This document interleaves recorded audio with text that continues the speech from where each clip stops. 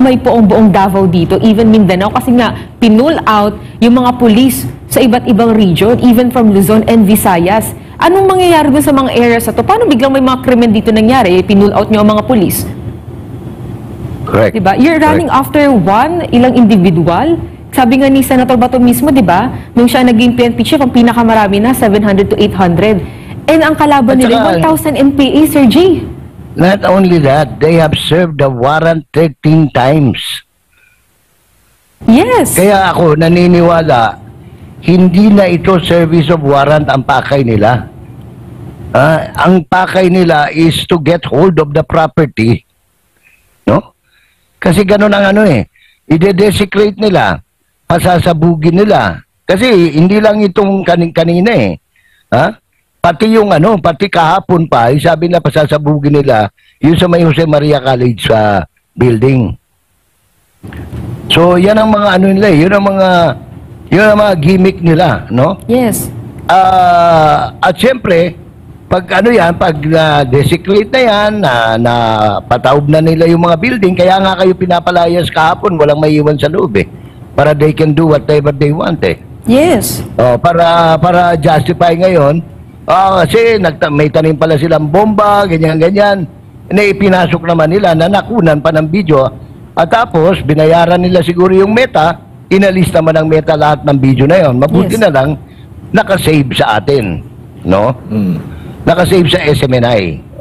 Ang tanong natin dito, Sir J, kung ano kaya ang anggulo ng media pagdating dito sa kasinungalingan ni Bongbong Marcos Jr. We're waiting. Marami ng pinanunod ko yung mainstream media, lahat sila. Wala rin sa katinuan, no? Yun talaga yung natin. Sige, tapos makakakita ka ng mga anchor katulad ni Noli De Castro sa istasyon ni Romualdez, no? Doon sa teleradyo. Nabili na ni Romualdez yun pagkatapos pag pumunta ka sa DCWB, sa GTV, makikita mo nalulungkot ako para sa batang ito, si Subel Reyes, no? Na akala mo kung sino makapanglait ka sa ibang mga religious leaders, I'm sad, no? I'm sad for them. Para sa kanila, nalulungkot ako kasi hindi ganyan pagkakilala ko sa mga batang yan matitino sila dati, no? Ewan ko kung anong pinakain sa kanilang ensimada na naging ganyan sila, no? Sir Jay, may comment lang dito. Kaya. Basahin ko mula kay Marina. Hindi ko alam kung si Marcos Jr. ba ay nagtatanga-tangahan o talagang tanga. Bakit niya kailangan pagtakpan yung mga kalupitan ng mga pulis sa KOJC tapos kitang-kita naman sa buong mundo ang totoong nangyayari? Gusto ba talaga niyang magalit ang buong mundo sa kanya? Nakakahiya na siya. Yan. Tsaka Sir Jay dugtungan kasi. Kaya nga kaya nga hindi na siya iniimbita sa mga meeting ng mga leader ng Southeast Asia. Kasi wala. Mapapahamak lang yung ibang bansa kaya itsapwera na siya Hindi na siya, kumbaga parang without really saying it, parang sinasabi lang, you're not welcome in the circle. Kaya kita mo, lahat ng investment ngayon, nasabi niya, pinangyabang niya noon, na bilyon-bilyon napupunta sa Malaysia ngayon, sa Indonesia, sa Thailand, and even Cambodia, Vietnam, no? Wala nang pumupunta sa Pilipinas kasi nga, paano ka naman makikipag-negosyo sa isang presidente katulad ni Bongbong Marcos kapag kaganyan? At Sir Jay, sinabi rin kanina si Bongbong Marcos Jr., may nagsabi kasi sa kanya, siguro dapat sumurrender na lang si Pastor. Ano sabi niya? Di daw niya alam bakit dinadamay at sinasabak ni Pastor ang mga misyonaryo. Bongbong Marcos Jr., ayaw talaga sabihin to, pero bangag ka talaga Anong sinasabak at dinadamay kami ni Pastor? Obviously naman, ang balak mo talaga ay kunin si Pastor at yung lumalabas sa amin, yung natatanggap namin na intel, na siya ay isasagawa ng Amerikang extraordinary rendition sa kanya. In short, ang kanyang buhay ay talagang delikado. At niyan, nakikita ninyo, 3,000 plus policemen. Yung iba mga high-tech pa ang gadget, may drones, 'di ba? Merong mga choppers. Precisely yung nangyayari. At saka, I think, provided- Sir Jay, ang gusto kasing mangyari, ang isang nakita angulo dito, kaya sinasadya nila yan, no, para daw makonsensya si pastor, gusto niyo palabas na gano'n, walang awa. Hindi po kami gano'n. Solid na po kami sa aming pananampalataya, whether you like it or not. We know pastor is innocent. Hindi po manghihina ang aming pananampalataya sa kanya. Kasi kilala namin si pastor. Una na yung nag-alay ng buhay sa amin. Kaya maling-maling sabihin nyo na walang awa si pastor sa amin. Balikan lang natin yung fundamental eh. Ang fundamental kaya sila nandyan, sabi nila, is to serve the warrant of arrest, no? Okay, granting na. Ilang beses nyo nang sinerve. Wala nga dyan eh. Tapos, ide-desecrate nyo yung lugar. Hindi na si pastor dito ang ano eh.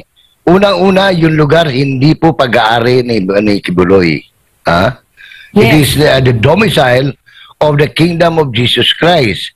It is the domicile of the Jose Maria College Foundation Incorporated, of Suarasug Media Network, Media Corporation. Yan ang mga may-ari ng properties dyan. No, these are separate, distinct, and separate juridical personality that are not part of the case that is pending before the Pasig City Regional Trial Court and the Quezon City Regional Trial Court, no? Oo. Kung ginagamit mo lang ng konti yung utak mo, Mr. Marcos, you would tell your people to cease and desist. Unfortunately, it looks like you are being fed with wrong information, and they're trying to keep these things up. Ako ayoko maniwala na kapag ka may problema sa bansa, nagkukulong ka sa kwarto at bumabatak ka lang eh. Ayoko maniwalaan yun. Tsaka, No? Sir Jay, Oo. sinasabi nila, dinadamay daw ang mga members. Kayo po yung gumambala sa katahimikan ng mga KOJC members. Kayo yung umatake dyan eh. Tama. Tahanan po yan ng mga KOJC missionary workers. Kayo po, Mr. Bongbong Marcos Jr., ang nag-utos sa mga kapulisan na pumunta dyan at gumambala sa katahimikan ng mga taga-Davao, lalo na ng mga KOJC. Yan po malinaw Ganito dito. na lang, Jade, ano? Noong araw na lang, August 24, di ba? Nandyan ako, nandyan kami, nila Tony Turion, nung Banateros. Nag-press conference, maayos, tahimik. We were enjoying lugaw, madaling araw. Pero alam namin, papasok talaga sila. Alam ko. Kaya ang ginawa ko, nagkataon din, naubusan ako ng Seritide. Alam niyo ba, may asthma ako. Lumabas ako para bumili ng gamot. At the same time, tingnan yung kapaligiran kung totoo ba na lulusob sila. Paglabas ko, ayun, nakita ko na, pagdaan ko sa may gate ng Camp Katitipan, bago pa, sinara na nila yung buong CP Garcia Avenue. Yan po yung Philippine-Japan Highway.